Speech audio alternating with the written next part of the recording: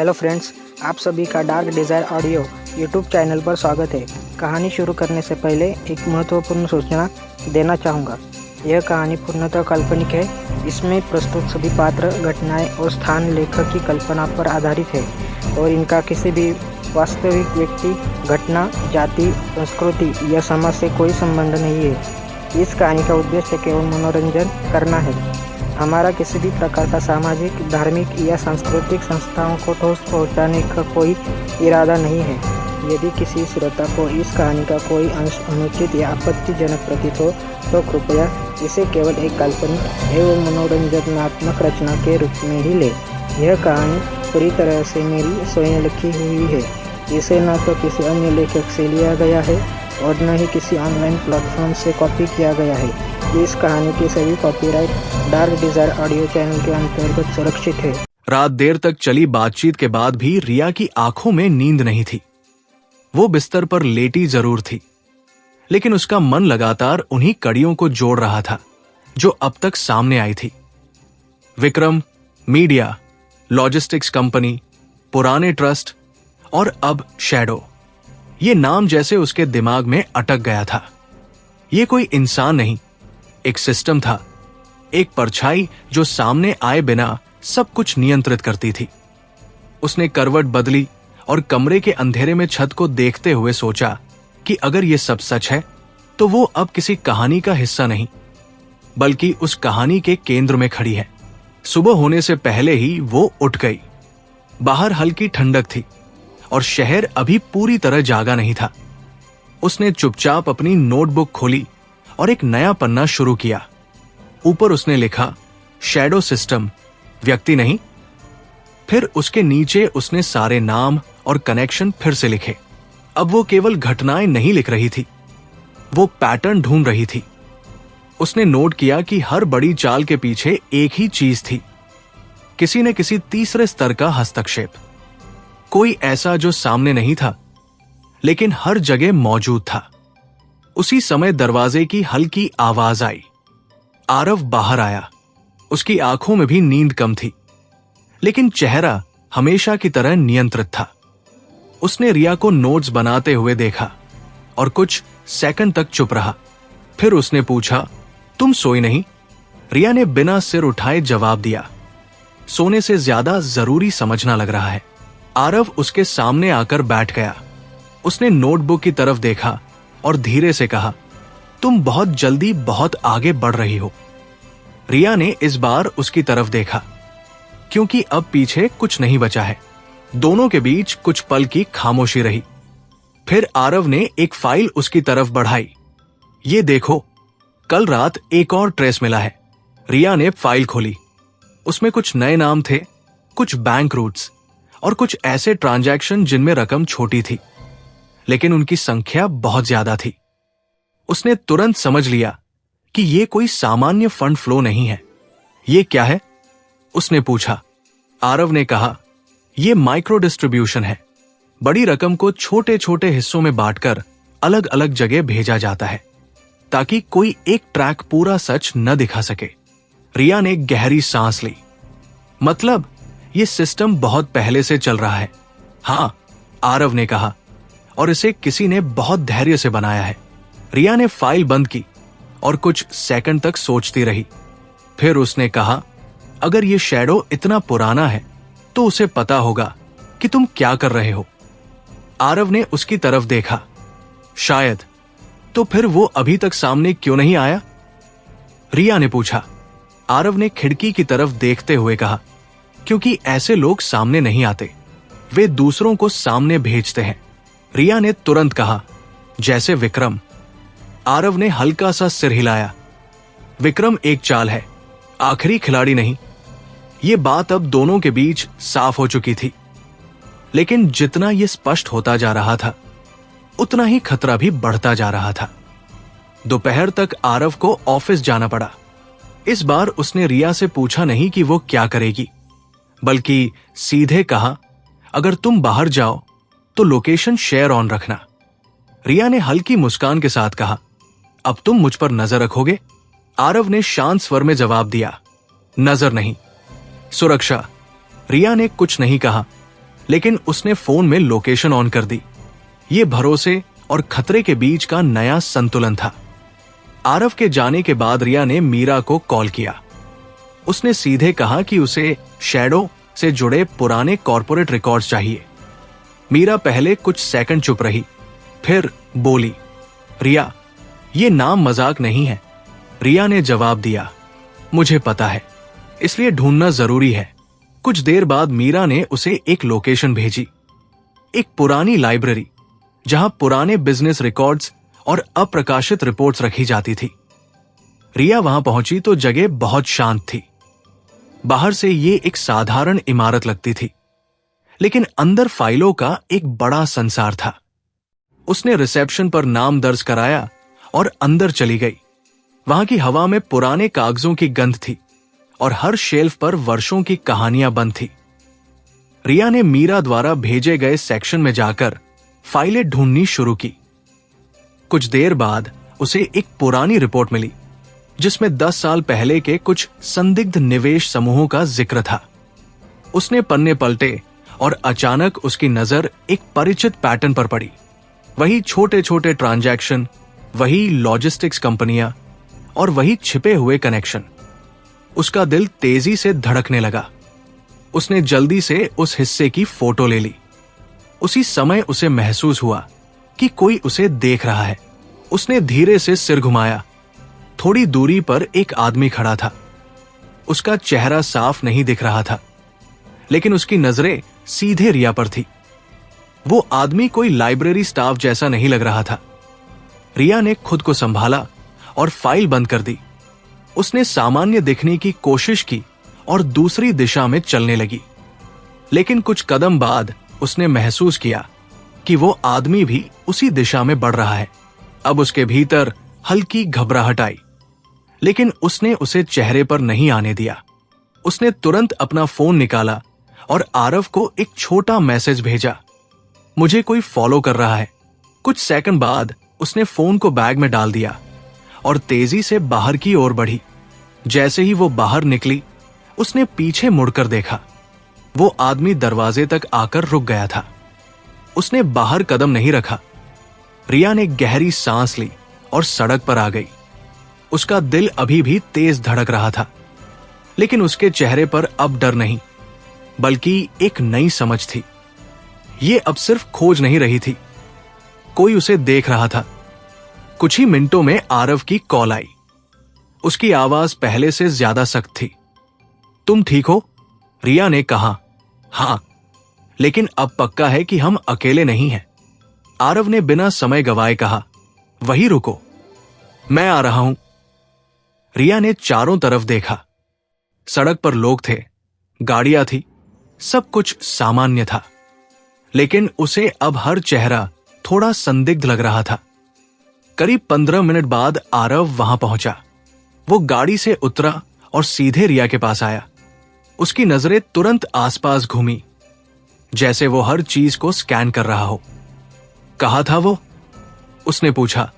रिया ने दिशा दिखाते हुए कहा, अंदर, लेकिन बाहर नहीं आया। आरव कुछ सेकंड तक चुप रहा, फिर बोला, मतलब उसे सिर्फ देखना था, कुछ करना नहीं। रिया ने उसकी तरफ देखा। क्यों? आरव ने धीमे स्वर में कहा, क्योंकि ये चेतावनी है। रिया के भीतर एक ठंडक सी दौड़ गई। किसकी? आरव ने सीधे जवाब दिया, शैडो की। कुछ पल दोनों चुप रहे। अब यह साफ हो चुका था कि खेल उनके नियंत्रण से बाहर भी है। घर लौटते समय गाड़ी में कोई बात नहीं हुई, लेकिन वो खामोशी अब भारी थी। घर पहुंचकर रिया ने अपने नोट्स फिर से खोले। उसने उस नई जानकारी को जोड़ा और नीचे एक लाइन लिखी, दे आर वॉचिंग। आरव पास ही खड़ा था। उसने वो लाइन पढ़ी और धीरे से कहा, अब हमें भी उन्हें देखने का तरीका बदलना होगा। रिया ने उसकी तरफ देखा। उसकी आंखों में अब डर नहीं था। तो फिर हम छाया में जाकर उन्हें ढूंढेंगे, उसने कहा। आरव ने पहली बार उस दिन हल्का सा सिर झुकाकर सहमति दी। घर लौटने के बाद भी उस लाइब्रेरी की घटना रिया के दिमाग से निकल नहीं रही थी। वो आदमी, उसकी निगाहें और उसका दरवाजे तक आकर रुक जाना, ये सब किसी संयोग जैसा नहीं लग रहा था। ये एक संदेश था, और वो भी बहुत साफ। रिया अपने कमरे में बैठी थी, नोटबुक खुली थी, लेकिन उसके हाथ कुछ देर तक स्थिर ही रहे। उसने पहली बार महसूस किया कि अब वो सिर्फ किसी छिपे हुए सच को उजागर नहीं कर रही, बल्कि उस सच ने भी उसे पहचान लिया है। आरव बाहर हॉल में खड़ा था, फोन पर किसी से धीमी लेकिन सख्त आवाज में बात कर रहा था। उसकी बातों के शब्द साफ नहीं थे, लेकिन टोन में एक स्पष्ट निर्देश था। वो अब प्रतिक्रिया नहीं दे रहा था, बल्कि आगे की चाल सोच रहा था। कॉल खत्म करने के बाद वो कुछ सेकंड तक वही खड़ा रहा, जैसे अपने विचारों को व्यवस्थित कर रहा हो। फिर वो धीरे धीरे रिया के कमरे की तरफ आया। रिया ने उसकी आहट महसूस की, लेकिन उसने सिर नहीं उठाया। वो अपने विचारों को एक लाइन में लिखने की कोशिश कर रही थी। उसने लिखा, अगर वे हमें देख रहे हैं तो क्या हम भी उनके देखने का तरीका समझ सकते हैं? यह सवाल उसके दिमाग में बार बार घूम रहा था। आरव उसके सामने आकर खड़ा हो गया। उसने नोटबुक की तरफ देखा, फिर रिया की तरफ। तुम अब सवाल सही पूछ रही हो, उसने शांत स्वर में कहा। रिया ने सिर उठाया, लेकिन जवाब अभी भी अधूरे हैं। आरव ने कुर्सी खींचकर उसके सामने बैठते हुए कहा, जवाब तभी मिलते हैं जब हम खेल के नियम समझ लें। रिया ने पूछा, और अब तक हमने क्या समझा है? आरव ने धीरे धीरे कहा कि यह खेल सीधा नहीं है। सामने दिखने वाली हर चीज असली नहीं है, और जो असली है वो सामने नहीं आता। रिया ने कुछ पल सोचा, फिर बोली, मतलब हमें भी सीधे नहीं जाना चाहिए। आरव ने हल्की सी सहमति में सिर हिलाया। हमें उनकी तरह सोचना होगा। यह वाक्य कमरे में गूंज गया। यह सिर्फ एक सलाह नहीं थी, बल्कि एक दिशा थी। रिया ने अपनी नोटबुक में एक नया सेक्शन बनाया और ऊपर लिखा, थिंक लाइक शैडो। शाम धीरे धीरे रात में बदल रही थी। बाहर शहर की लाइटें जल चुकी थी, लेकिन घर के अंदर एक अलग ही ऊर्जा थी। अब दोनों के बीच बातचीत पहले जैसी नहीं रही थी। अब हर शब्द एक रणनीति का हिस्सा था। रिया ने अचानक कहा, अगर वो आदमी मुझे सिर्फ देखने आया था, तो इसका मतलब है कि वे जानना चाहते हैं कि मैं क्या कर रही हूं। आरव ने कहा, और शायद ये भी कि तुम कितनी आगे जा चुकी हो। रिया ने गहरी सांस ली, तो हमें उन्हें गलत जानकारी देनी होगी। आरव ने उसकी तरफ देखा। उसकी आंखों में एक हल्की चमक आई। एक्सप्लेन। रिया ने नोटबुक में कुछ लिखते हुए कहा, अगर हम वही करते रहे जो वे सोच रहे हैं, तो वे हमेशा एक कदम आगे रहेंगे। लेकिन अगर हम उन्हें कुछ ऐसा दिखाएं जो सच नहीं है, तो वे उसी दिशा में जाएंगे। आरव कुछ सेकंड तक चुप रहा। वो उसके शब्दों को तौल रहा था। फिर उसने धीरे से कहा, तुम एक डिकॉय की बात कर रही हो। रिया ने सिर हिलाया। हां, एक ऐसा रास्ता जो असली लगे, लेकिन हो नहीं। आरव ने हल्की मुस्कान दी, जो बहुत कम दिखाई देती थी। अब तुम सच में इस खेल को समझने लगी हो। लेकिन उसके चेहरे पर मुस्कान जितनी जल्दी आई, उतनी ही जल्दी गायब ही हो गई। उसने गंभीर होकर कहा, लेकिन यह बहुत खतरनाक होगा। रिया ने सीधे उसकी आंखों में देखा। अब सुरक्षित कुछ भी नहीं है। कुछ पल के लिए दोनों के बीच खामोशी छा गई। यह खामोशी डर की नहीं थी, बल्कि उस निर्णय की थी जो अब लेना था। अगले दिन सुबह जल्दी ही आरव ने अपनी टीम के 2 भरोसेमंद लोगों को बुलाया। मीटिंग घर पर ही रखी गई थी, ताकि कोई बाहरी नजर न पड़े। रिया भी उसी कमरे में थी, लेकिन इस बार वो सिर्फ सुनने के लिए नहीं बैठी थी। आरव ने बिना समय गवाए कहा, हमें एक फर्जी ट्रेल बनानी है। दोनों लोग चौंके, लेकिन उन्होंने कुछ नहीं पूछा। वे जानते थे कि जब आरव इस तरह सीधे मुद्दे पर आता है, तो मामला गंभीर होता है। रिया ने बीच में कहा, हमें एक ऐसा नेटवर्क दिखाना होगा जो असली लगे, लेकिन असली न हो। कुछ ट्रांजैक्शन, कुछ नाम और कुछ कनेक्शन, सब कुछ ऐसा जो उन्हें लगे कि हम वही जा रहे हैं। उनमें से एक ने पूछा, और असली रास्ता? आरव ने शांत स्वर में कहा, वो सिर्फ हमें पता होगा। मीटिंग लगभग 1 घंटे चली। हर डिटेल पर बात हुई। कौन से अकाउंट इस्तेमाल होंगे, कौन से नाम सामने लाए जाएंगे और किस तरह यह सब बाहर लीक किया जाएगा ताकि वो प्राकृतिक लगे। रिया पूरे समय नोट्स लेती रही। अब वो इस प्रक्रिया का हिस्सा बन चुकी थी। उसने महसूस किया कि ये सिर्फ एक योजना नहीं है, ये एक दाव है। अगर ये गलत हुआ तो वे सीधे शैडो के निशाने पर आ सकते हैं। मीटिंग खत्म होने के बाद जब दोनों अकेले रह गए तो रिया ने धीरे से पूछा, तुम्हें लगता है कि वो इस जाल में फंस जाएगा?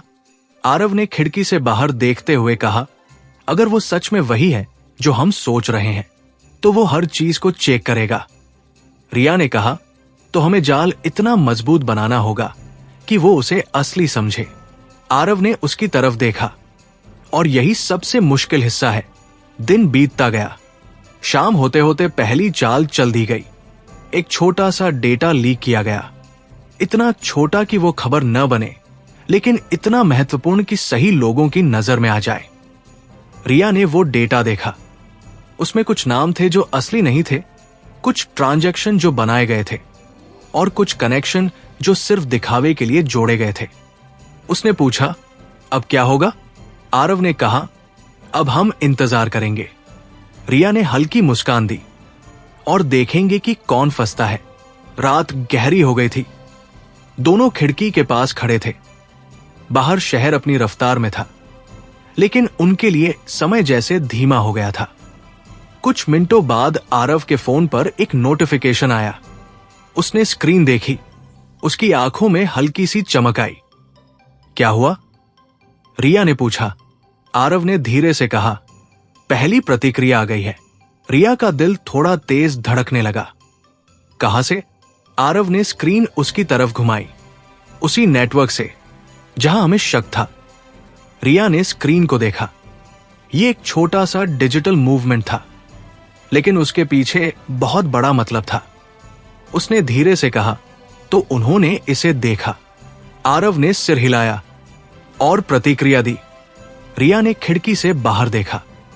अब उसे साफ लग रहा था कि खेल बदल चुका है। अब वे सिर्फ बचाव नहीं कर रहे थे, वे हमला भी कर रहे थे। उसने धीमे स्वर में कहा, अब हम उनके करीब हैं।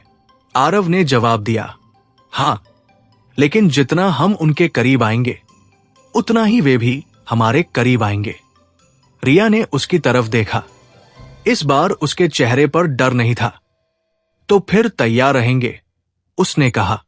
कमरे में एक बार फिर वही गहरी शांति छा गई, लेकिन इस बार उसमें एक नई ताकत थी। अगली सुबह की शुरुआत पहले से अलग थी। घर के अंदर वही सन्नाटा था, लेकिन अब उस सन्नाटे में एक हल्की बेचैनी भी शामिल हो गई थी। पिछली रात जो छोटा सा डेटा लीक किया गया था, उसका असर शुरू हो चुका था। यह असर अभी दिखने में मामूली था, लेकिन आरव और रिया दोनों जानते थे कि ऐसे ही छोटे संकेत बड़े बदलावों की शुरुआत होते हैं। रिया जल्दी उठ गई थी। उसने बिना किसी आवाज के अपनी नोटबुक खोली और कल की घटनाओं को एक क्रम में लिखना शुरू किया। उसने समय, प्रतिक्रिया और कनेक्शन सब कुछ अलग अलग कॉलम में बांटा।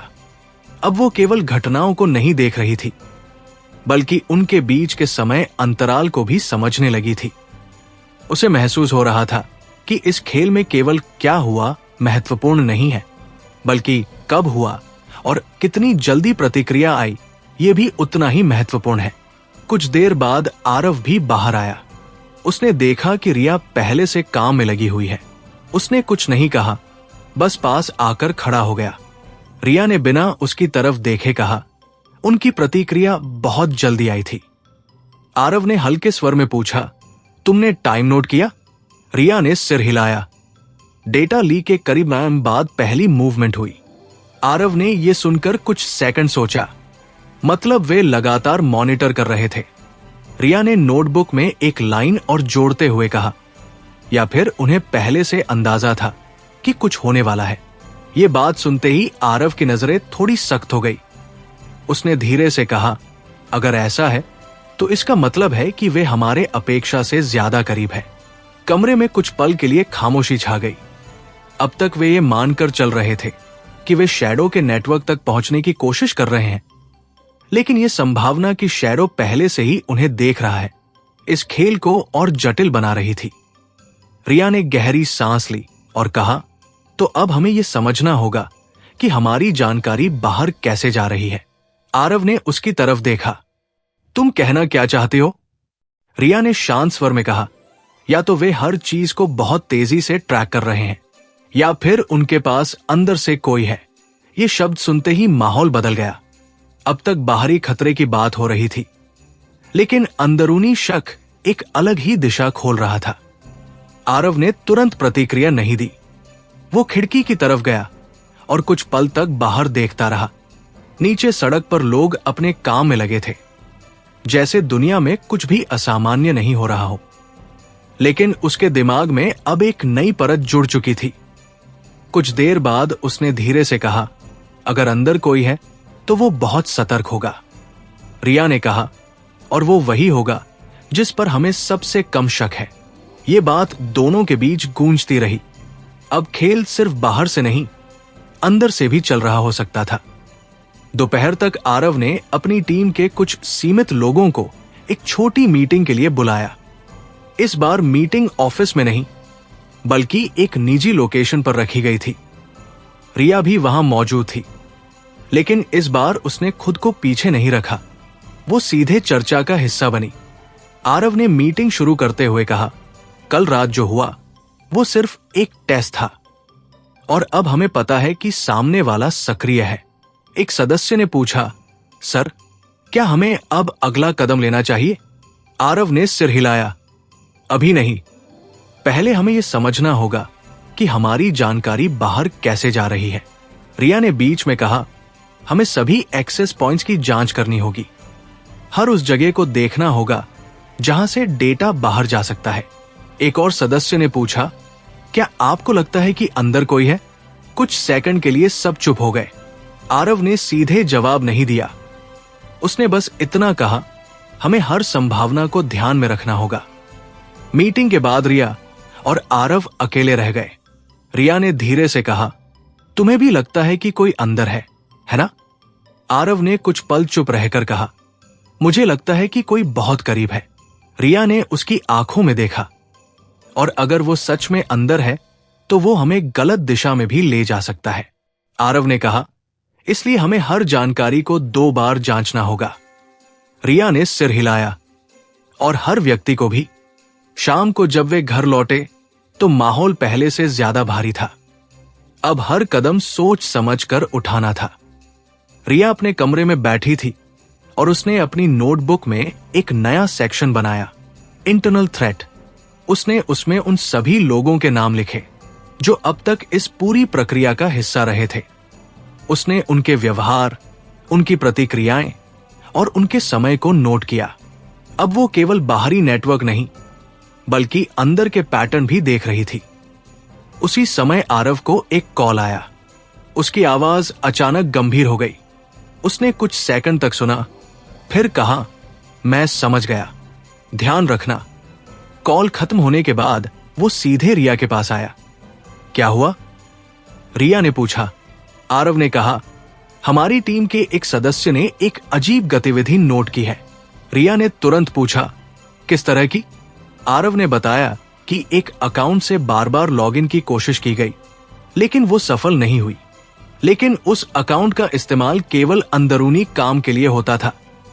रिया ने तुरंत कहा, मतलब कोई बाहर से नहीं, अंदर से कोशिश कर रहा था। आरव ने सिर हिलाया, और यही बात चिंता की है। रिया कुछ पल चुप रही, फिर उसने कहा, हमें उसे पकड़ना होगा। आरव ने कहा, हां, लेकिन सीधे नहीं। रिया ने उसकी तरफ देखा। तो फिर कैसे? आरव ने धीरे से कहा, हमें उसे यह महसूस कराना होगा कि वो सफल हो गया है। रिया की आंखों में एक नई समझ आई। मतलब हम उसे एक नकली रास्ता देंगे और देखेंगे कि वो कहां जाता है। आरव ने हल्की सहमति में सिर हिलाया, और इस बार हमें बहुत सावधान रहना होगा। रात गहराने लगी थी। घर के अंदर रोशनी धीमी थी, लेकिन दोनों के दिमाग पूरी तरह सक्रिय थे। रिया ने अपनी नोटबुक में आखिरी लाइन लिखी, अब असली खेल शुरू हुआ है। उसने पेन बंद किया और खिड़की की तरफ देखा। बाहर शहर की लाइटें चमक रही थी, लेकिन अब उसे हर रोशनी के पीछे एक छाया दिख रही थी। आरव उसके पास आकर खड़ा हो गया। कुछ पल दोनों बिना बोले खड़े रहे। रिया ने धीरे से कहा, अब हम सिर्फ शैडो को नहीं ढूंढ रहे। आरव ने उसकी बात पूरी की। हम उस इंसान को ढूंढ रहे हैं जो हमारे बीच छुपा हुआ है। कमरे में फिर वही गहरी खामोशी फैल गई, लेकिन इस बार उसमें डर कम और तैयारी ज्यादा थी। अब यह खेल और खतरनाक हो चुका था, क्योंकि अब दुश्मन सिर्फ बाहर नहीं, अंदर भी हो सकता था। सुबह की शुरुआत इस बार सामान्य नहीं थी। घर में वही सन्नाटा था, लेकिन अब उस सन्नाटे में एक छिपा हुआ दबाव साफ महसूस हो रहा था। रिया खिड़की के पास खड़ी थी और नीचे सड़क को देख रही थी, लेकिन उसका ध्यान बाहर नहीं था। उसका दिमाग बार बार उसी एक बात पर अटक रहा था, कोई अंदर है। यह विचार जितना सरल लगता था, उतना ही खतरनाक था, क्योंकि बाहर के दुश्मन से लड़ना आसान होता है, लेकिन अंदर छिपे हुए दुश्मन को पहचानना सबसे मुश्किल होता है। उसने धीरे से पीछे मुड़कर देखा।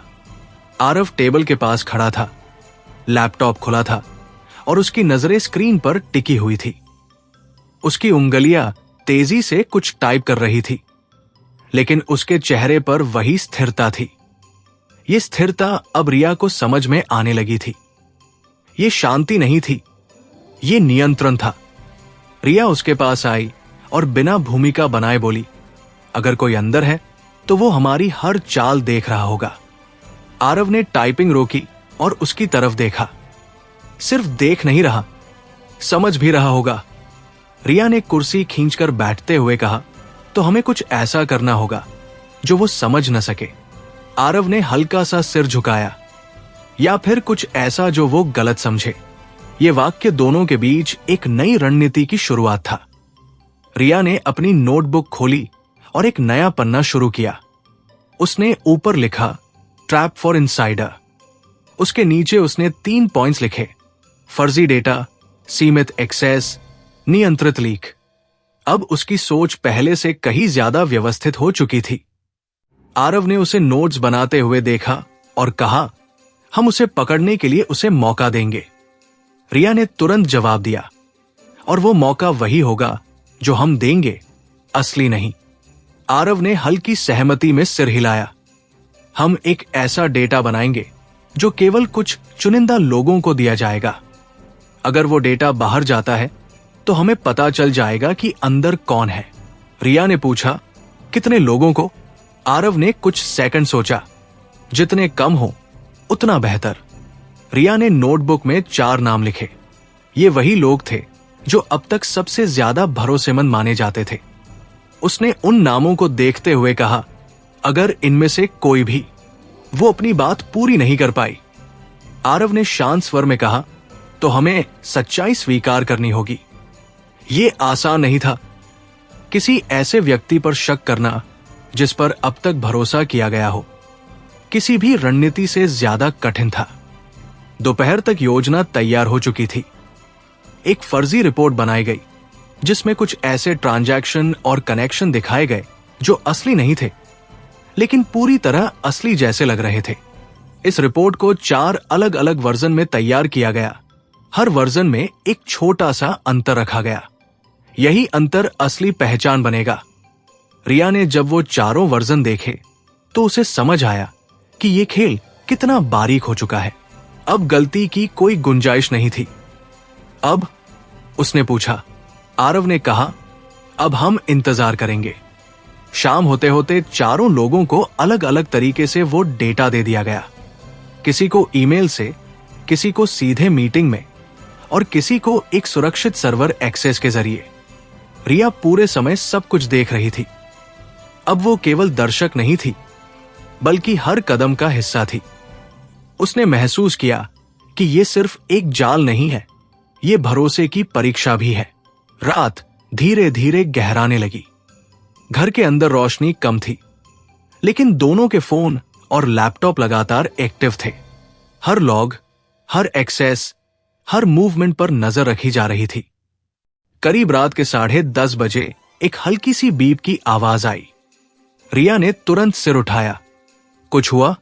आरव ने स्क्रीन की तरफ देखा। उसकी आंखों में हल्की चमक आई, लेकिन चेहरा अभी भी नियंत्रित था। पहला मूवमेंट, उसने कहा। रिया तुरंत उसके पास आ गई। स्क्रीन पर एक लॉग दिख रहा था। एक फाइल एक्सेस हुई थी, और वह भी उस वर्जन की जिसमें एक खास ट्रांजैक्शन पैटर्न था।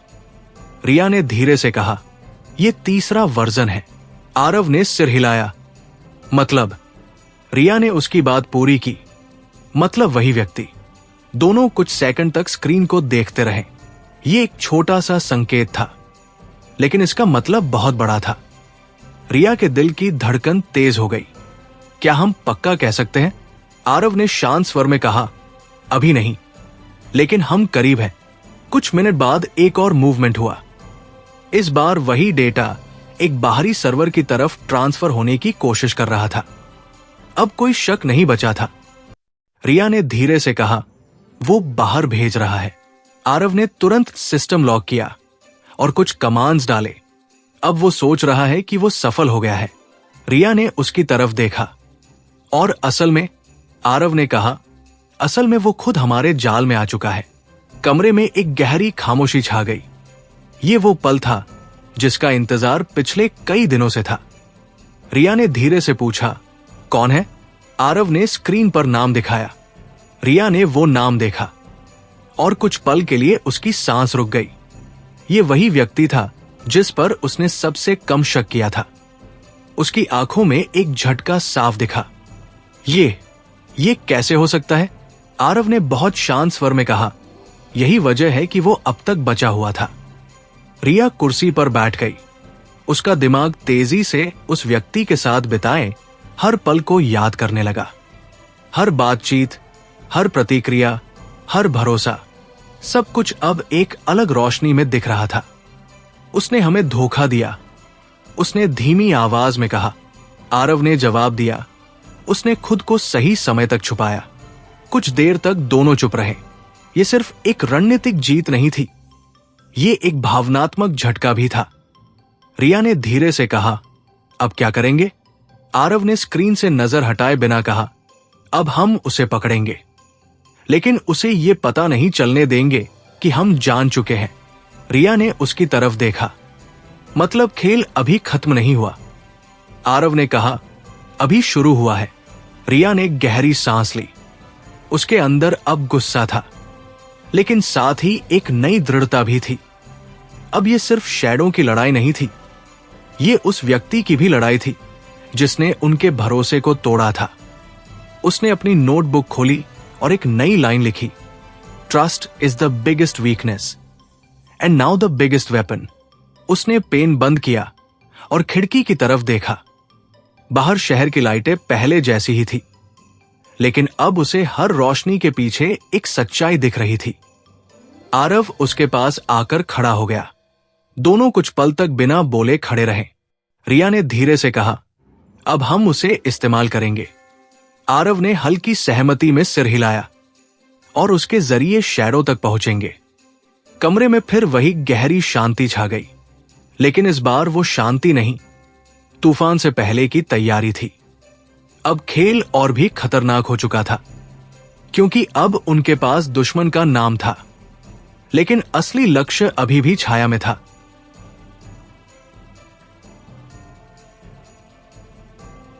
रात की गहराई अब धीरे धीरे कम हो रही थी, लेकिन घर के भीतर जो माहौल बना हुआ था वो किसी भी सुबह की शुरुआत जैसा नहीं था।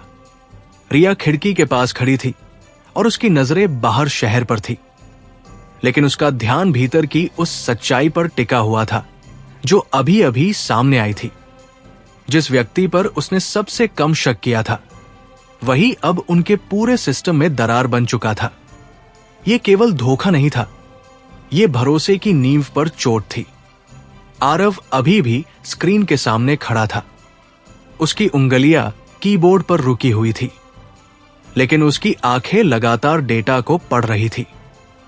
वो हर मूवमेंट, हर एक्सेस, हर ट्रांसफर को दोबारा जांच रहा था। उसके लिए यह केवल एक व्यक्ति को पकड़ने का मामला नहीं था, यह उस पूरे नेटवर्क की जड़ तक पहुंचने का मौका था। जो अब तक छाया में छिपा हुआ था। रिया धीरे धीरे उसके पास आई। उसकी आवाज धीमी थी, लेकिन उसमें स्पष्टता थी। हमें जल्दबाजी नहीं करनी चाहिए, आरव ने बिना उसकी तरफ देखे कहा। मैं भी यही सोच रहा हूं। रिया ने कहा, अगर हमने अभी उसे पकड़ लिया तो हम सिर्फ एक मोहरे को हटाएंगे, लेकिन अगर हम उसे इस्तेमाल करें तो शायद हम असली खिलाड़ी तक पहुंच सकते हैं। आरव ने इस बार उसकी तरफ देखा। उसकी आंखों में एक गहरी समझ थी। तुम अब केवल सोच नहीं रही, रणनीति बना रही हो। रिया ने हल्का सा सिर झुकाया, क्योंकि अब यह सिर्फ तुम्हारा खेल नहीं है। दोनों कुछ सेकंड तक एक दूसरे को देखते रहे। यह पल किसी भावनात्मक बातचीत का नहीं था, बल्कि एक साझेदारी के पुख्ता होने का था। सुबह होते ही आरव ने अपनी टीम के सीमित लोगों के साथ एक और निजी मीटिंग बुलाई। इस बार केवल वही लोग मौजूद थे जो पूरी तरह विश्वसनीय थे। कमरे में एक गंभीरता थी, क्योंकि अब बात केवल बाहरी खतरे की नहीं, बल्कि अंदरूनी विश्वासघात की थी। आरव ने सीधे मुद्दे पर आते हुए कहा, हमें पता है कि डेटा किसने बाहर भेजा। कमरे में एक हल्की हलचल हुई, लेकिन किसी ने कुछ नहीं कहा। लेकिन उसने आगे कहा, हम अभी उसे एक्सपोज नहीं करेंगे। एक सदस्य ने पूछा, क्यों सर? रिया ने इस बार खुद जवाब दिया, क्योंकि वो हमारा रास्ता है। सबकी नजरें उसकी तरफ गई। अब तक वे उसे केवल एक पर्यवेक्षक के रूप में देखते थे, लेकिन अब उसकी बातों में वही स्पष्टता थी जो आरव के शब्दों में होती थी। आरव ने उसकी बात को आगे बढ़ाते हुए कहा, हम उसे ये महसूस होने देंगे कि वो सफल है। वो जो भी जानकारी बाहर भेजेगा, हम उसे नियंत्रित करेंगे। दूसरे सदस्य ने कहा, मतलब हम उसे फीड करेंगे? आरव ने सिर हिलाया, हां, और उसके जरिए हम उस नेटवर्क तक पहुंचेंगे जो उसके पीछे है। मीटिंग खत्म होने के बाद सभी अपने अपने काम में लग गए। अब हर चीज को और ज्यादा सावधानी से किया जाना था। हर डेटा, हर फाइल, हर बातचीत को इस तरह डिजाइन करना था कि वो असली लगे, लेकिन असली ना हो। रिया और आरव अकेले रह गए। रिया ने धीरे से पूछा, क्या तुम्हें लगता है कि वो समझ जाएगा? आरव ने कहा, अगर वो समझ गया तो वो भाग जाएगा, और अगर नहीं समझा तो वो हमें सीधे शैडो तक ले जाएगा। रिया ने गहरी सांस ली। तो हमें उसे विश्वास दिलाना होगा कि वो जीत रहा है। दिन भर काम चलता रहा। रिया ने खुद भी कई फाइल्स को देखा, उनमें बदलाव सुझाए, और यह सुनिश्चित किया कि हर जानकारी विश्वसनीय लगे। अब वो केवल सहयोग नहीं कर रही थी, बल्कि सक्रिय रूप से सिस्टम का हिस्सा बन चुकी थी। शाम के समय पहला नया डेटा तैयार किया गया। ये एक ऐसा प्रोजेक्ट था जो देखने में बहुत महत्वपूर्ण लग रहा था, लेकिन असल में पूरी तरह फर्जी था। इसे उस व्यक्ति तक पहुंचाया गया जिसने पहले डेटा लीक किया था। रिया ने स्क्रीन पर उस एक्सेस को होते हुए देखा। उसकी आंखों में एक अजीब सा मिश्रण था, गुस्सा और संतोष दोनों। वो फिर वही कर रहा है, उसने कहा। आरव ने शांत स्वर में कहा, और हम चाहते भी यही है। कुछ देर बाद वही डेटा बाहरी सर्वर की तरफ मूव करने लगा। इस बार आरव ने उसे रोका नहीं, उसने केवल ट्रैक किया। अब? रिया ने पूछा। अब हम देखते हैं कि यह कहा जाता है, आरव ने जवाब दिया। कुछ मिनटों बाद स्क्रीन पर एक नया लोकेशन दिखाई दिया। यह कोई सामान्य सर्वर नहीं था, यह एक सुरक्षित एन्क्रिप्टेड नेटवर्क का हिस्सा था। रिया ने धीरे से कहा, यह वही नेटवर्क है। आरव ने सिर हिलाया। हां, वही छाया। कमरे में एक गहरी खामोशी छा गई। अब वे पहली बार उस दिशा में कदम रख रहे थे जहां से शैडो का असली नेटवर्क शुरू होता था। रिया ने स्क्रीन को ध्यान से देखा। क्या हम इसे ट्रेस कर सकते हैं? आरव ने कहा। सीधे नहीं, लेकिन धीरे धीरे। रिया ने उसकी तरफ देखा। तो हमें धैर्य रखना होगा। आरव ने हल्की मुस्कान दी। और यही सबसे मुश्किल होता है। रात गहराने लगी थी। दोनों खिड़की के पास खड़े थे। बाहर शहर की लाइटें पहले जैसी ही थी, लेकिन अब उनका मतलब बदल चुका था। रिया ने धीमे स्वर में कहा, क्या तुम्हें कभी डर लगता है? आरव ने कुछ सेकंड सोचा, फिर कहा, डर हमेशा होता है, लेकिन उसे दिखाना नहीं चाहिए। रिया ने कहा, मुझे भी डर लग रहा है, लेकिन अब मैं रुकना नहीं चाहती। आरव ने उसकी तरफ देखा, और यही वजह है कि हम यहां तक पहुंचे हैं। रिया ने खिड़की से बाहर देखते हुए कहा, अब हमें सिर्फ एक व्यक्ति नहीं, पूरे सिस्टम को समझना है। आरव ने जवाब दिया, और उसे तोड़ना भी। रिया ने हल्का सा सिर झुकाया। हां। कुछ देर तक दोनों चुप रहे। ये चुप्पी अब असहज नहीं थी, इसमें एक साझा उद्देश्य था। रिया ने अपनी नोटबुक खोली और एक नई लाइन लिखी, the game is no longer about finding shadow, it is about becoming unpredictable. उसने पेन बंद किया और आरव की तरफ देखा। अब हम उनकी चाल नहीं समझेंगे, उसने कहा, हम उन्हें हमारी चाल समझने पर मजबूर करेंगे। आरव ने हल्की सहमति में सिर हिलाया, और यही हमारी जीत होगी। कमरे में एक बार फिर वही शांति फैल गई, लेकिन इस बार वो शांति नहीं, एक गहरी तैयारी थी। अब वे केवल प्रतिक्रिया नहीं दे रहे थे, अब वे खेल को नियंत्रित कर रहे थे।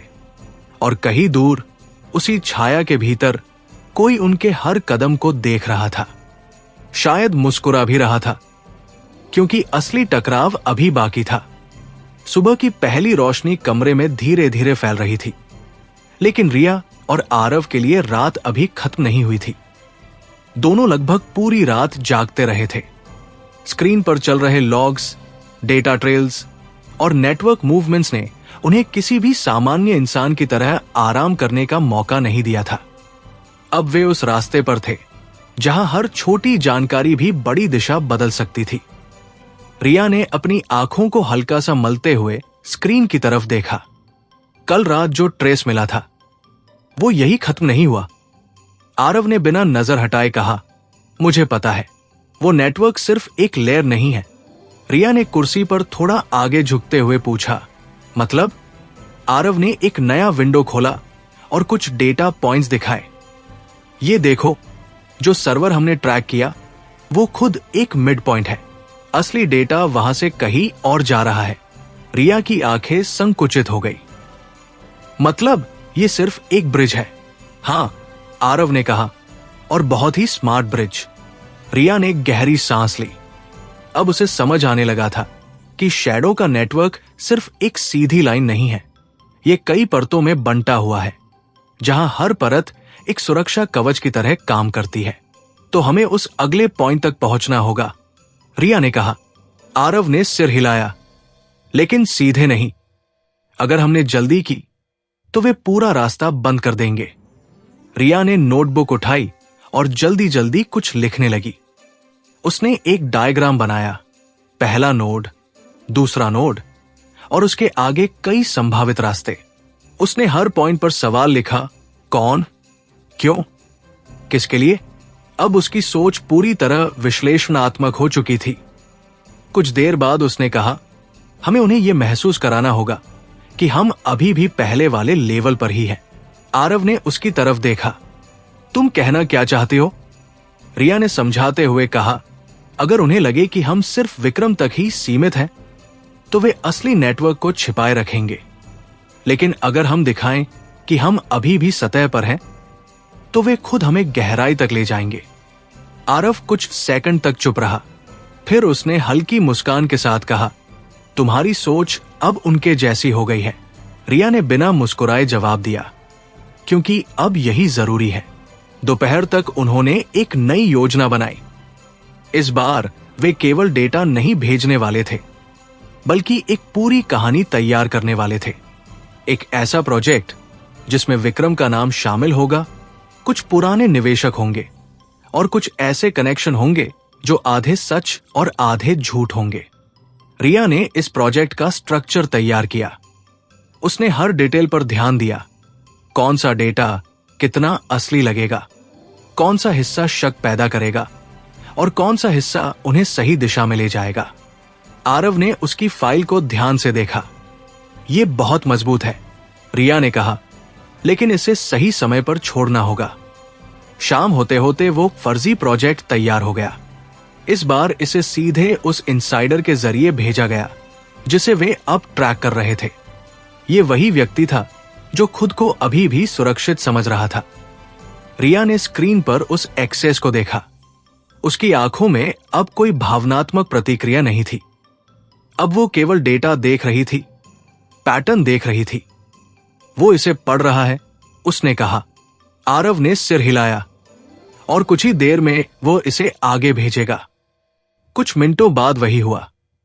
डेटा फिर से उसी मिड पॉइंट सर्वर तक पहुंचा, लेकिन इस बार कुछ अलग था। रिया ने अचानक कहा, रुको। आरव ने उसकी तरफ देखा। क्या हुआ? रिया ने स्क्रीन की तरफ इशारा किया। इस बार ट्रांसफर के साथ एक और रिक्वेस्ट कही है। आरव ने जल्दी से लॉक खोले। उसकी आंखों में ध्यान और बढ़ गया। ये क्या है? उसने धीरे से कहा। रिया ने कहा, यह कोई ऑटोमेटिक मूवमेंट नहीं है, यह मैन्युअल रिक्वेस्ट है। अब स्थिति बदल गई थी। इसका मतलब था कि दूसरी तरफ कोई सक्रिय रूप से डेटा को प्रोसेस कर रहा था।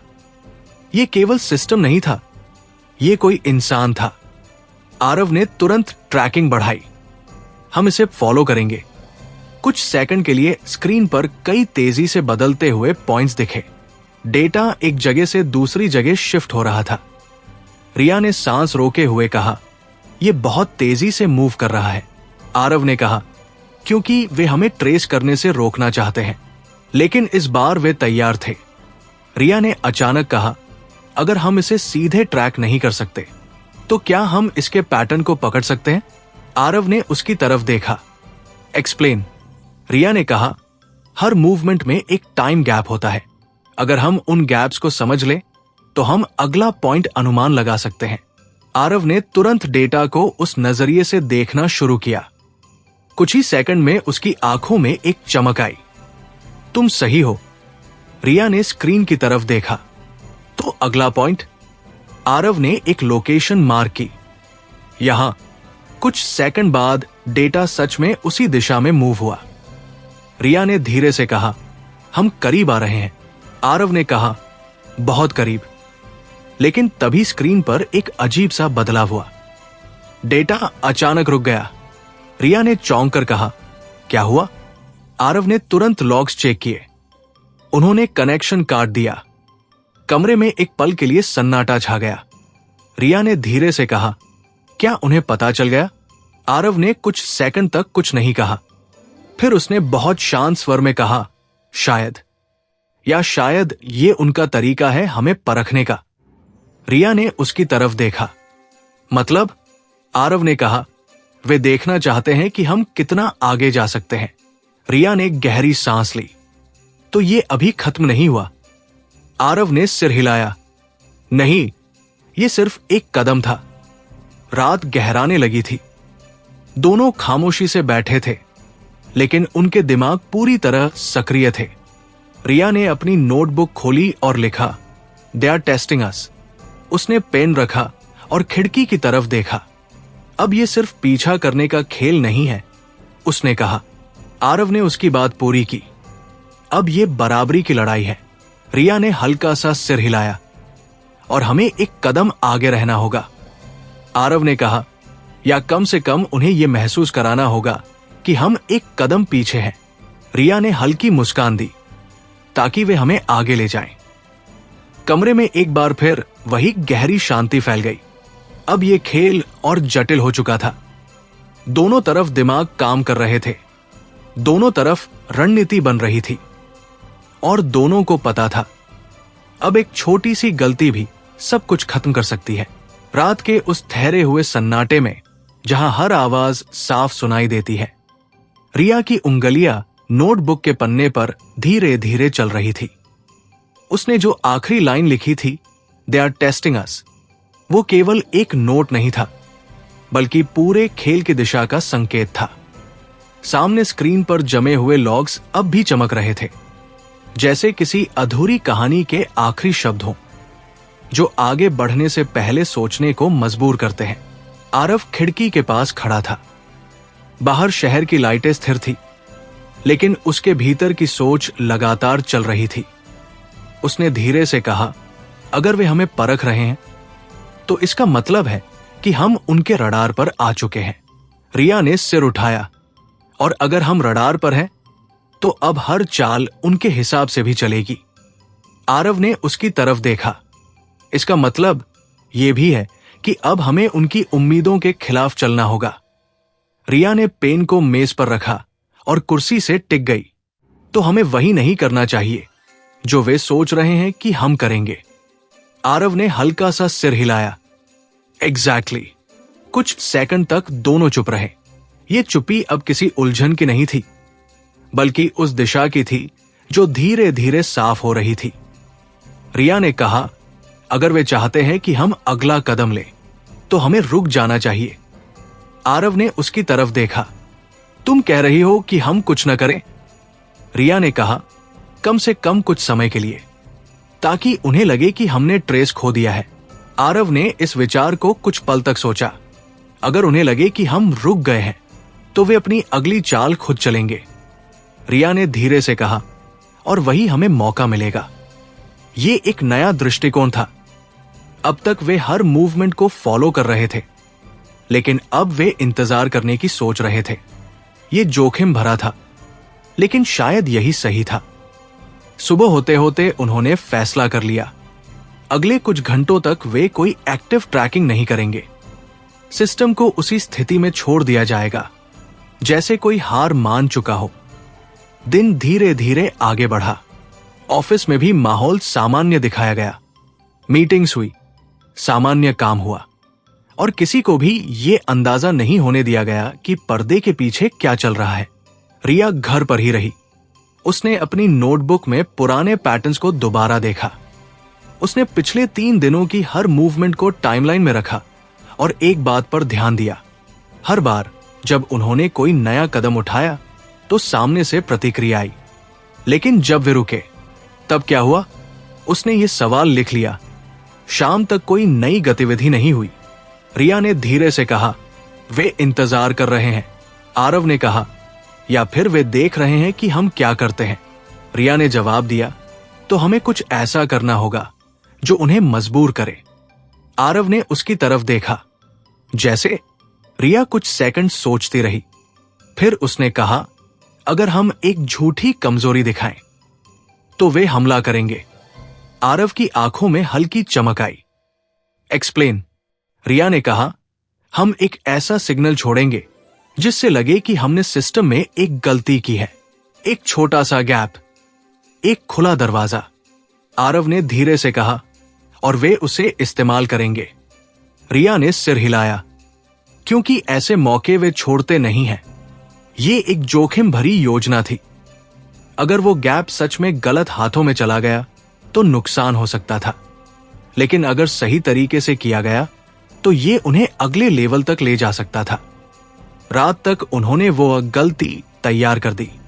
एक छोटा सा एक्सेस पॉइंट जो बाहर से कमजोर दिखता था, लेकिन अंदर से पूरी तरह कंट्रोल में था। रिया ने उसे एक्टिवेट करते हुए कहा, अब हम इंतजार करेंगे। कुछ मिनट बीते, कुछ नहीं हुआ। फिर अचानक स्क्रीन पर एक हल्की सी गतिविधि दिखी। रिया ने तुरंत कहा, कोई अंदर आया है। आरव ने स्क्रीन की तरफ देखा। हाँ, और ये वही है जिसका हमें इंतजार था। डेटा उस खुले पॉइंट के जरिए अंदर आ रहा था। कोई उसे टेस्ट कर रहा था, उसकी सीमाएं देख रहा था। रिया ने धीरे से कहा, वे चेक कर रहे हैं कि ये जाल है या सच। आरव ने जवाब दिया, और हमें उन्हें विश्वास दिलाना होगा कि ये सच है। कुछ और मिनट बीते। अब मूवमेंट बढ़ गई थी। डेटा गहराई में जाने लगा था। रिया ने सांस रोके हुए कहा, वे अंदर आ गए हैं। आरव ने कहा, और अब हम उन्हें ट्रैक करेंगे, लेकिन बहुत धीरे। इस बार उन्होंने तुरंत ट्रेस नहीं किया। उन्होंने इंतजार किया, हर मूवमेंट को नोट किया, हर दिशा को समझा। करीब 10 मिनट बाद एक नया कनेक्शन दिखाई दिया। रिया ने कहा, यह नया है। आरव ने तुरंत लॉक खोले। ये पहले कभी नहीं दिखा। रिया ने कहा, तो यही अगला लेवल है। अब वे उस जगह तक पहुंच चुके थे जहां से असली नेटवर्क शुरू होता था। लेकिन तभी कुछ अजीब हुआ। डेटा अचानक रुक गया और फिर उल्टा मूव करने लगा। रिया ने चौंक कर कहा, ये क्या? आरव ने तुरंत समझ लिया, वे हमें देख रहे हैं। रिया की सांस एक पल के लिए रुक गई। मतलब? आरव ने शांत स्वर में कहा। उन्होंने समझ लिया कि ये एक ट्रैप है और अब वे हमें परख रहे हैं। अब स्थिति उलझ चुकी थी। अब वे केवल शिकारी नहीं थे, वे खुद शिकार भी बन सकते थे। रिया ने धीरे से कहा, तो अब क्या? आरव ने स्क्रीन से नजर हटाए बिना कहा, अब हमें यह दिखाना होगा कि हम नहीं समझे। रिया ने उसकी तरफ देखा। मतलब हमें नाटक करना होगा? आरव ने सिर हिलाया। हां, और बहुत अच्छे से। कुछ सेकंड बाद उसने सिस्टम में एक कमांड डाली। वो एक्सेस पॉइंट अचानक बंद हो गया। रिया ने पूछा, तुमने इसे बंद क्यों किया? आरव ने कहा, ताकि उन्हें लगे कि हमने गलती सुधार ली, लेकिन देर से। रिया ने धीरे से सिर हिलाया, ताकि वे सोचें कि हम पीछे हैं। आरव ने कहा, और वे आगे। कमरे में एक बार फिर सन्नाटा छा गया। रिया ने अपनी नोटबुक खोली और लिखा, they know but not everything. उसने पेन रखा और खिड़की की तरफ देखा। अब ये और खतरनाक हो गया है, उसने कहा। आरव ने जवाब दिया, हां, क्योंकि अब दोनों तरफ शक है। रिया ने धीरे से कहा, और जब दोनों तरफ शक होता है तो गलती की गुंजाइश कम हो जाती है।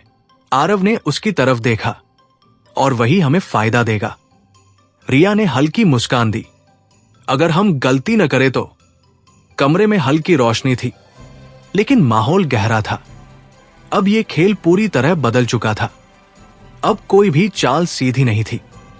हर कदम में एक परत थी, हर परत में एक धोखा। और उस सब के बीच दोनों तरफ दिमाग लगातार एक दूसरे को पढ़ने की कोशिश कर रहे थे। अब यह सिर्फ नेटवर्क की लड़ाई नहीं रही थी, यह बुद्धि, धैर्य और भ्रम की लड़ाई बन चुकी थी। रात के उस हिस्से में जब शहर धीरे धीरे शांत होने लगता है, लेकिन कुछ दिमाग और तेज चलने लगते हैं। रिया खिड़की के पास खड़ी थी। उसकी आंखें बाहर थी, लेकिन ध्यान भीतर के उस जाल पर था जो अब और जटिल हो चुका था। अब यह साफ था कि सामने वाला सिर्फ देख नहीं रहा, समझ भी रहा है, और सबसे बड़ी बात, वो प्रतिक्रिया भी दे रहा है। आरव टेबल के पास बैठा था। उसकी उंगलियां कीबोर्ड पर धीरे धीरे चल रही थी। स्क्रीन पर कई विंडो खुली थी, लॉग्स, नेटवर्क ट्रेस, टाइमलाइन और कुछ ऐसे डेटा पैटर्न जिन्हें सामान्य आंखें नहीं पकड़ सकती। उसने बिना ऊपर देखे कहा, उन्होंने कनेक्शन काटा, लेकिन पूरी तरह नहीं। रिया ने तुरंत उसकी तरफ देखा। मतलब? आरव ने स्क्रीन घुमाई। ये देखो, उन्होंने एक बैक चैनल खुला छोड़ा है। रिया पास आई और ध्यान से देखने लगी। ये जानबूझकर है।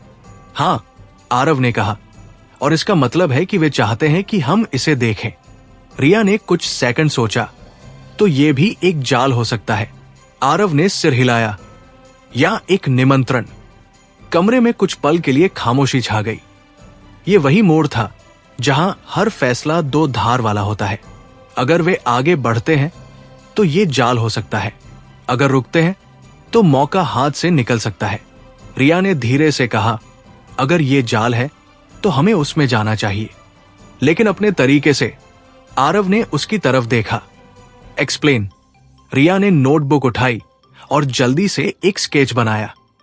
हम सीधे इस चैनल को इस्तेमाल नहीं करेंगे, हम इसके आसपास मूव करेंगे, जैसे हम इसे समझ नहीं पाए।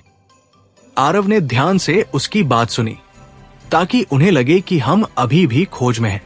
रिया ने सिर हिलाया, और वे खुद हमें गहराई में ले जाएं। आरव के चेहरे पर हल्की सी संतुष्टि आई। तुम्हारी सोच अब खतरनाक हो गई है, रिया ने शांत स्वर में जवाब दिया, क्योंकि अब खेल भी खतरनाक है। अगले कुछ घंटे दोनों ने केवल ऑब्जर्व किया। उन्होंने उस बैक चैनल को छुआ तक नहीं। उन्होंने उसके आसपास के डेटा को पढ़ा, उसके पैटर्न को समझा, और ये नोट किया कि कब और कैसे वो एक्टिव होता है। रिया ने एक बात नोटिस की, ये हर बार एक ही टाइम स्लॉट में एक्टिव हो रहा है। आरव ने तुरंत टाइमलाइन खोली। हां, और ये कोई ऑटोमेशन नहीं है, रिया ने कहा। मतलब कोई इसे मैन्युअली कंट्रोल कर रहा है। ये एक महत्वपूर्ण खोज थी। अब यह साफ हो गया था कि दूसरी तरफ सिर्फ सिस्टम नहीं, एक इंसान बैठा है जो हर मूवमेंट को कंट्रोल कर रहा है। शाम होते होते उन्होंने अगला कदम तय किया। रिया ने कहा, हमें एक ऐसा सिग्नल भेजना होगा जिससे लगे कि हमने ये चैनल नोटिस किया है, लेकिन पूरी तरह समझा नहीं है। आरव ने पूछा, कैसा सिग्नल?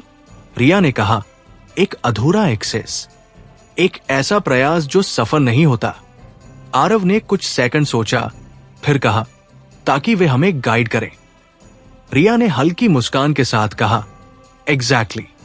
रात के करीब 10 बजे उन्होंने वो सिग्नल भेजा, एक हल्का सा एक्सेस प्रयास जो जानबूझकर अधूरा रखा गया था। कुछ सेकंड, कुछ मिनट, कुछ नहीं हुआ। रिया ने धीरे से कहा, शायद उन्होंने इग्नोर कर दिया। लेकिन जैसे ही उसने ये कहा, स्क्रीन पर एक हल्की सी गतिविधि दिखी। आरव ने तुरंत कहा, रुको। डेटा उस बैक चैनल में हल्का सा हिला। फिर एक नई रिक्वेस्ट आई। रिया की आंखें चमक उठीं। ये क्या है? आरव ने लॉग खोले। उन्होंने हमें एक रिस्पॉन्स दिया है। रिया ने धीरे से कहा, मतलब उन्होंने देखा और जवाब दिया। अब खेल एक नए स्तर पर पहुंच चुका था। अब ये केवल ट्रैकिंग नहीं थी, ये एक संवाद बन चुका था, बिना शब्दों के, लेकिन बहुत स्पष्ट। रिया ने स्क्रीन को ध्यान से देखा। ये एक डायरेक्ट एक्सेस नहीं है, ये एक रास्ता दिखा रहे हैं। आरव ने कहा, या फिर हमें फंसाने की कोशिश कर रहे हैं। रिया ने गहरी सांस ली। दोनों ही हो सकते हैं। कुछ सेकंड तक दोनों चुप रहे। फिर रिया ने कहा, हमें इस रास्ते पर जाना चाहिए, लेकिन पूरी तरह नहीं। आरव ने पूछा, कैसे? रिया ने कहा, हम एक लेयर तक जाएंगे और वहीं रुक जाएंगे। आरव ने उसकी बात समझी, ताकि वे अगला कदम खुद उठाएं। रिया ने सिर हिलाया, और हम हर बार एक कदम पीछे रहेंगे। दिखने में आरव ने सिस्टम में कुछ कमांड्स डाले। उन्होंने उस नए रास्ते का एक हिस्सा एक्सेस किया, लेकिन पूरी तरह नहीं। कुछ सेकंड बाद फिर वही हुआ। दूसरी तरफ से एक और प्रतिक्रिया आई। रिया ने धीरे से कहा, वे हमें अंदर खींच रहे हैं। आरव ने कहा, और हमें यह दिखाना है कि हम खुद जा रहे हैं। यह खेल अब बेहद सूक्ष्म हो चुका था। हर मूवमेंट, हर प्रतिक्रिया, हर देरी, सब कुछ मायने रखता था। करीब आधे घंटे तक यह सिलसिला चलता रहा। वे एक कदम बढ़ाते, दूसरी तरफ से एक प्रतिक्रिया आती। यह किसी शतरंज के खेल जैसा था, जहां दोनों खिलाड़ी एक दूसरे की चाल को पढ़ रहे थे। फिर अचानक एक नया पैटर्न दिखा। रिया ने तुरंत कहा, यह अलग है। आरव ने स्क्रीन पर ध्यान केंद्रित किया। यह एक डायरेक्ट लिंक है। रिया की सांस थोड़ी तेज हो गई। क्या ये? आरव ने धीरे से कहा, हो सकता है यही वो लेयर हो जहां से असली कंट्रोल शुरू होता है। कमरे में सन्नाटा छा गया। ये वही पल था जिसका वे इंतजार कर रहे थे, लेकिन ये वही पल भी था जहां एक गलती सब कुछ खत्म कर सकती थी। रिया ने धीरे से कहा, हमें सावधान रहना होगा। आरव ने जवाब दिया, हमेशा। रिया ने स्क्रीन से नजर हटाकर उसकी तरफ देखा। अगर ये सच में शैडो तक जाने का रास्ता है तो? आरव ने कुछ सेकंड सोचा, फिर कहा, तो हम अभी भी बहुत दूर हैं। रिया ने हल्की मुस्कान दी, और बहुत करीब ही। दोनों ने एक साथ स्क्रीन की तरफ देखा। अब ये केवल एक नेटवर्क नहीं था, ये एक दरवाजा था, और उस दरवाजे के पीछे कोई था जो उन्हें उतनी ही गहराई से देख रहा था, जितनी गहराई से वे उसे समझने की कोशिश कर रहे थे। रिया ने अपनी नोटबुक खोली और लिखा, this is not just tracking anymore, this is communication. उसने पेन रखा और खिड़की की तरफ देखा। अब खेल बदल गया है, उसने कहा। आरव ने उसकी बात पूरी की। अब हम सिर्फ खोज नहीं रहे, हम बातचीत कर रहे हैं। कमरे में एक गहरी शांति फैल गई, लेकिन इस बार वो शांति नहीं थी, वो तूफान के ठीक पहले का ठहराव था। अब अगला कदम सब कुछ तय करने वाला था। रात की गहराई अब उस बिंदु पर पहुंच चुकी थी जहां समय जैसे धीमा हो जाता है और हर सेकंड का वजन बढ़ जाता है। कमरे में केवल स्क्रीन की हल्की रोशनी थी जो रिया और आरव के चेहरों पर पड़ रही थी। दोनों की आंखें उसी डायरेक्ट लिंक पर टिकी थी जो कुछ देर पहले सामने आया था। यह सिर्फ एक तकनीकी कनेक्शन नहीं था, यह उस छाया की सीमा थी जिसके भीतर कदम रखना अब तक असंभव लग रहा था। रिया ने धीरे से कहा, अगर यह सच में वही लेयर है तो हमें बहुत सावधानी से आगे बढ़ना होगा। आरव ने सिर हिलाया, लेकिन उसकी नजरें स्क्रीन से नहीं हटी। यहां हर मूवमेंट रिकॉर्ड हो रहा होगा। हम जितना उन्हें देख रहे हैं उतना ही वे भी हमें देख रहे हैं। रिया ने अपनी नोटबुक खोली और उस डायरेक्ट लिंक के नीचे एक नया शब्द लिखा, मिरर पॉइंट। उसने कुछ सेकंड तक उस शब्द को देखा, फिर बोली, यह सिर्फ एंट्री पॉइंट नहीं है, यह चेक पॉइंट है। यहां से गुजरने वाला हर सिग्नल जांचा जाएगा। आरव ने उसकी बात ध्यान से सुनी। मतलब अगर हमने कोई असामान्य मूव किया तो वे तुरंत समझ जाएंगे, रिया ने कहा। और शायद यही वजह है कि उन्होंने ये रास्ता खुद खोला है। कमरे में एक पल के लिए खामोशी छा गई। ये विचार कि सामने वाला खुद उन्हें अंदर आने दे रहा है अपने आप में खतरनाक था। आरव ने धीरे से कहा, यह एक इनविटेशन नहीं, एक परीक्षा है। रिया ने उसकी तरफ देखा, तो हमें पास होना होगा। कुछ सेकंड बाद दोनों ने एक साथ स्क्रीन की तरफ देखा। अब अगला कदम उठाना था। आरव ने सिस्टम में कुछ बेसिक कमांड्स डाले, ऐसे कमांड्स जो सामान्य उपयोगकर्ता करते हैं। कोई भी असामान्य या एडवांस्ड ट्रेसिंग टूल इस्तेमाल नहीं किया गया। यह सब जानबूझकर किया जा रहा था ताकि दूसरी तरफ बैठे व्यक्ति को यह लगे कि वे अभी भी सीमित समझ के साथ आगे बढ़ रहे हैं। रिया ने धीरे से कहा, धीरे। आरव ने जवाब दिया, हमेशा। उन्होंने उस डायरेक्ट लिंक को हल्के से एक्सेस किया। कुछ सेकंड तक कुछ नहीं हुआ। फिर अचानक स्क्रीन पर एक नया इंटरफेस खुला, बहुत साधारण लेकिन बहुत नियंत्रित। कोई लोगो नहीं, कोई नाम नहीं, बस कुछ बेसिक विकल्प। रिया की सांस थोड़ी तेज हो गई। ये बहुत क्लीन है, आरव ने कहा, क्योंकि ये दिखाने के लिए नहीं बना, ये इस्तेमाल करने के लिए बना है। रिया ने ध्यान से इंटरफेस को देखा। यहां कुछ भी एक्स्ट्रा नहीं है, सिर्फ जरूरी चीजें, आरव ने धीरे से कहा। और जरूरी चीजें ही सबसे ज्यादा खतरनाक होती है। उन्होंने कुछ सेकंड तक कुछ नहीं किया, सिर्फ देखा। रिया ने नोटबुक में लिखा, मिनिमल इंटरफेस मैक्सिमम कंट्रोल। फिर उसने धीरे से कहा, हमें कोई जल्दी नहीं करनी चाहिए। आरव ने सिर हिलाया, पहले समझते हैं। करीब 5 मिनट तक वे सिर्फ उस इंटरफेस को पढ़ते रहे। हर बटन, हर विकल्प, हर रिस्पॉन्स टाइम को नोट किया गया। फिर रिया ने कहा, अगर हम यहां कुछ भी गलत करते हैं तो वे हमें बाहर कर देंगे। आरव ने कहा, या फिर अंदर ही फंसा देंगे। रिया ने उसकी तरफ देखा, तो हमें कुछ ऐसा करना होगा जो बिल्कुल सामान्य लगे। आरव ने पूछा, जैसे? रिया ने कहा, जैसे हम कुछ ढूंढ रहे हैं लेकिन जानते नहीं कि क्या। यह एक महत्वपूर्ण बिंदु था। आरव ने धीरे से एक सर्च कमांड डाला, बहुत सामान्य, बिना किसी खास टारगेट के। कुछ सेकंड बाद स्क्रीन पर एक रिस्पॉन्स आया। रिया ने तुरंत नोट किया, रिस्पॉन्स टाइम 2.3 सेकंड्स। आरव ने कहा, यह ऑटोमेटेड नहीं है। रिया ने कहा, हां, कोई देख रहा है। अब यह पूरी तरह स्पष्ट हो चुका था। दूसरी तरफ कोई था जो हर मूवमेंट को देख रहा था, समझ रहा था और प्रतिक्रिया दे रहा था। रिया ने धीरे से कहा, तो अब हम अकेले नहीं हैं। आरव ने जवाब दिया, हम कभी अकेले नहीं थे। कमरे में एक गहरी खामोशी फैल गई। फिर अचानक स्क्रीन पर एक नया बदलाव हुआ। इंटरफेस के एक हिस्से में हल्की सी एक्टिविटी दिखी, जैसे कोई दूसरी तरफ से कुछ कर रहा हो। रिया ने तुरंत कहा, यह हमने नहीं किया। आरव ने स्क्रीन को ध्यान से देखा, यह उनकी तरफ से है। रिया की आंखें संकुचित हो गई। मतलब वे भी अब मूव कर रहे हैं। स्क्रीन पर एक नया सेक्शन खुला, बिना किसी इनपुट के। रिया ने धीरे से कहा, उन्होंने हमें कुछ दिखाया है। आरव ने कहा, या कुछ छुपाया है। रिया ने ध्यान से उस सेक्शन को देखा। उसमें कुछ डेटा पॉइंट्स थे, कुछ अधूरे, कुछ कटे हुए, कुछ अस्पष्ट। ये पूरा नहीं है, उसने कहा। आरव ने कहा, जानबूझकर। रिया ने नोटबुक में लिखा, कंट्रोल्ड एक्सपोजर। अब यह स्पष्ट था कि ये एक दो तरफा खेल बन चुका है। वे सिर्फ जानकारी नहीं ले रहे थे, उन्हें जानकारी दी जा रही थी। रिया ने धीरे से कहा, वे हमें टेस्ट कर रहे हैं कि हम क्या चुनते हैं।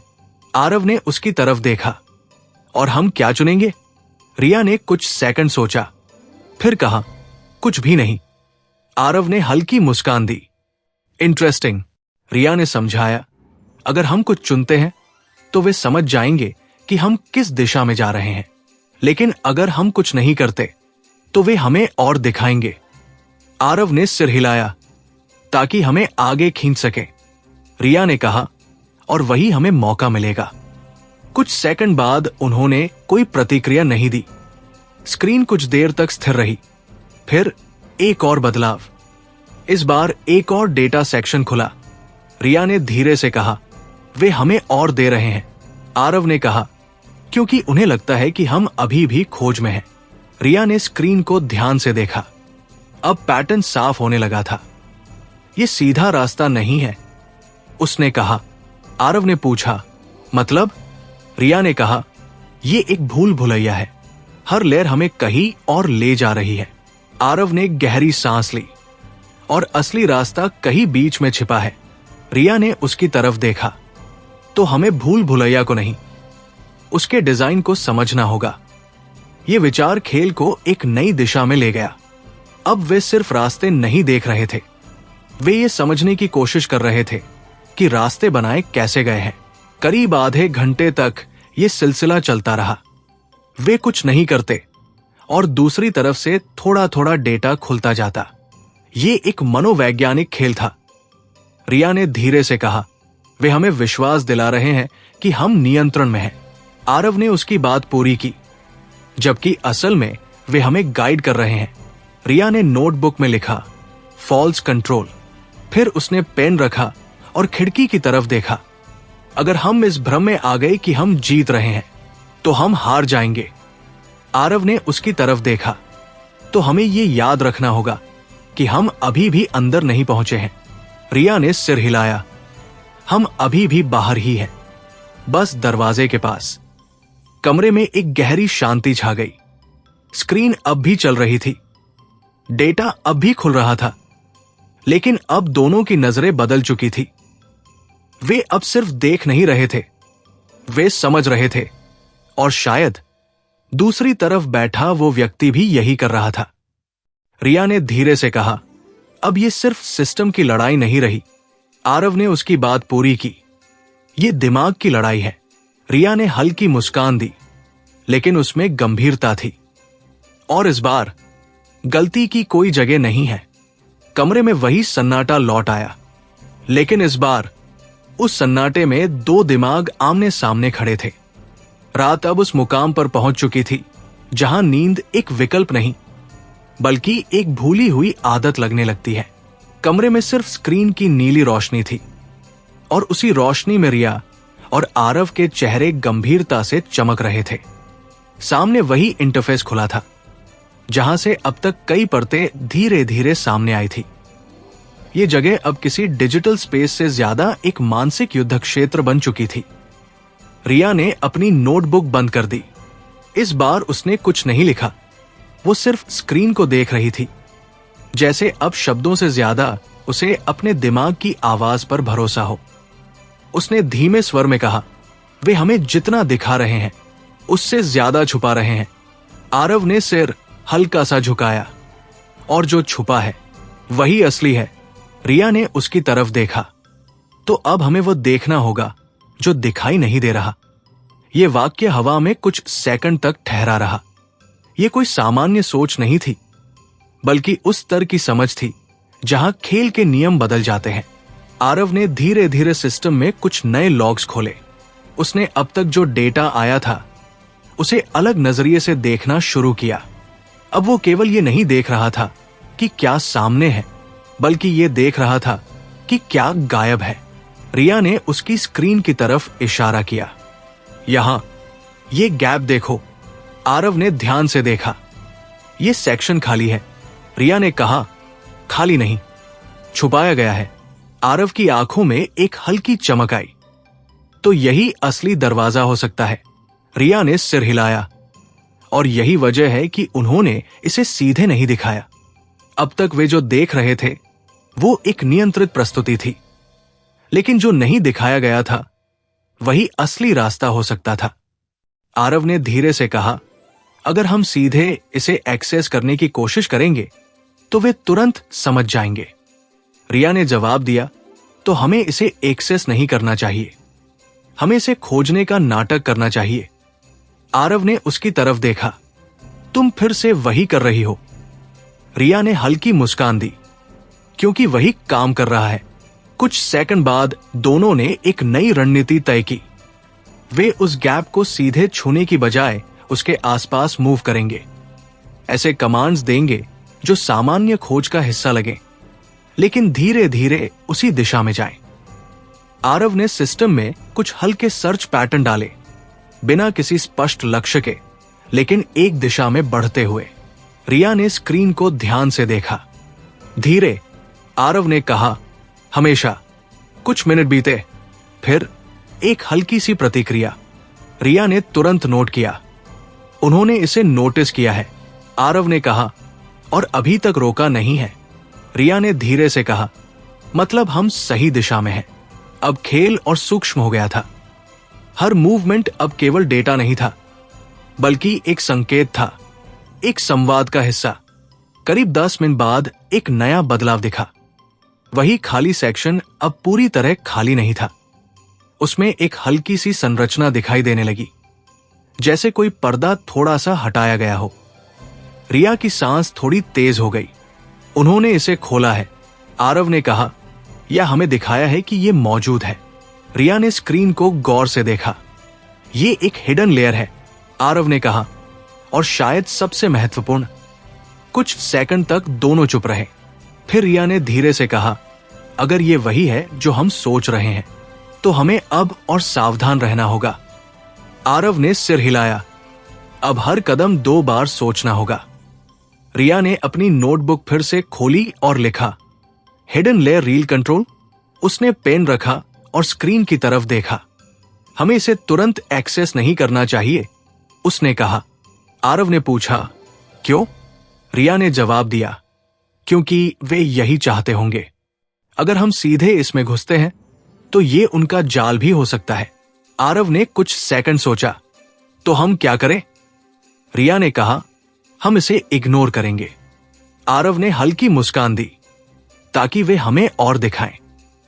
रिया ने सिर हिलाया, और हम समझ सके कि ये कैसे काम करता है। ये एक साहसी फैसला था। सबसे महत्वपूर्ण चीज सामने थी, और वे उसे छू नहीं रहे थे। करीब 5 मिनट तक उन्होंने उस सेक्शन को बिल्कुल इग्नोर किया। स्क्रीन पर बाकी डेटा चलता रहा। फिर एक और बदलाव। उस हिडन लेयर का एक छोटा हिस्सा और खुला। रिया ने धीरे से कहा, वे हमें खींच रहे हैं। आरव ने कहा, और हम जा नहीं रहे। रिया ने हल्की मुस्कान दी, अभी नहीं। अब यह साफ था कि दूसरी तरफ कोई उन्हें गहराई में ले जाना चाहता है। लेकिन सवाल यह था, क्यों? रिया ने अचानक कहा, क्या होगा अगर यह सिर्फ हमें फंसाने के लिए नहीं, बल्कि हमें परखने के लिए है? आरव ने उसकी तरफ देखा। मतलब? रिया ने कहा, अगर वे जानना चाहते हैं कि हम कितने धैर्यवान हैं, कितने समझदार हैं, तो ये उनका टेस्ट हो सकता है। आरव ने गहरी सांस ली।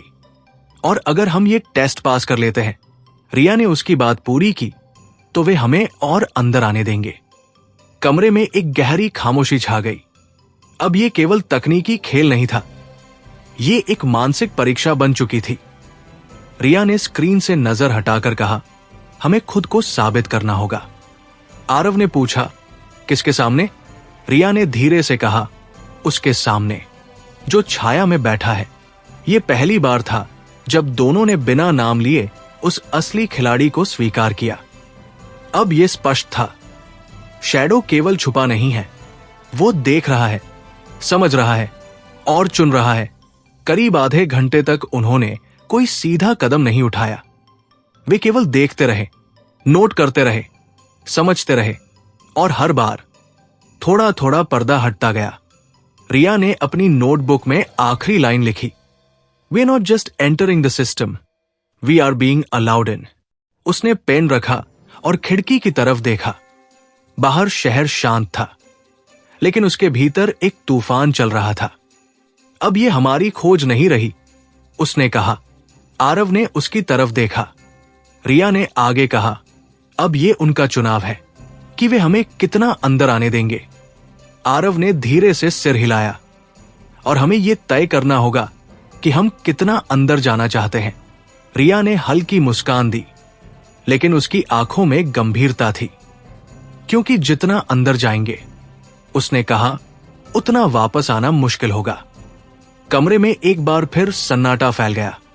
स्क्रीन अब भी चल रही थी, डेटा अब भी खुल रहा था, लेकिन अब दोनों समझ चुके थे कि वे सिर्फ एक सिस्टम में नहीं घुस रहे, वे एक ऐसी दुनिया में प्रवेश कर रहे हैं जहां हर कदम एक जोखिम है, और हर जोखिम उन्हें उस सच्चाई के और करीब ले जा रहा है जो अब तक केवल एक छाया थी।